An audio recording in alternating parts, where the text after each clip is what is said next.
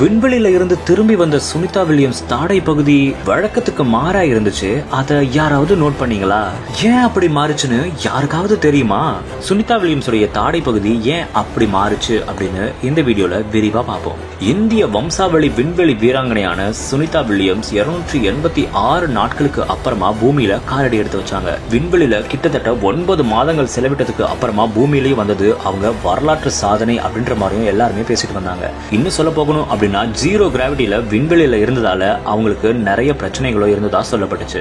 விண்வெளியில இருந்து பூமிக்கு வந்ததால அவங்களால சாதாரணமா நடக்க முடியுமா? ஏன்னா அவங்களுக்கு தான் அங்க புவியீர்ப்பு விசை இருந்திருக்காது, இங்க இருக்குமே, அதனால நிறைய பிரச்சனைகள் வந்திருக்குமே அப்படின்னு பேசப்பட்டுச்சு. ஆனா 5 மணி நேரத்திலேயே அவங்க எழுந்து நடந்ததாகவும் சொல்லப்பட்டுச்சு. இதே ஒரு நிலையில சுனிதா வில்லியம்ஸ் கிட்ட இந்த ஒரு விஷயத்த நோட் பண்ணீங்களா? அவங்களுடைய தாடை பகுதி வழக்கத்துக்கு மாறா இருந்தது. முக்கியமா சொல்லணும் அப்படின்னா சுருங்கி இருந்தது. அதை யாராவது நோட் பண்ணீங்களா? ஆமா, அதுக்கான அறிவியல் காரணத்தையும் சொல்லியிருக்காங்க. ஆமா, விண்வெளியில இருந்ததால மசில் அட்ராஃபி அப்படின்ற ஒரு விஷயம் ஏற்பட்டிருக்கும். அதாவது தாடை சுருங்கி போறது அப்படின்ற மாதிரி சொல்றாங்க.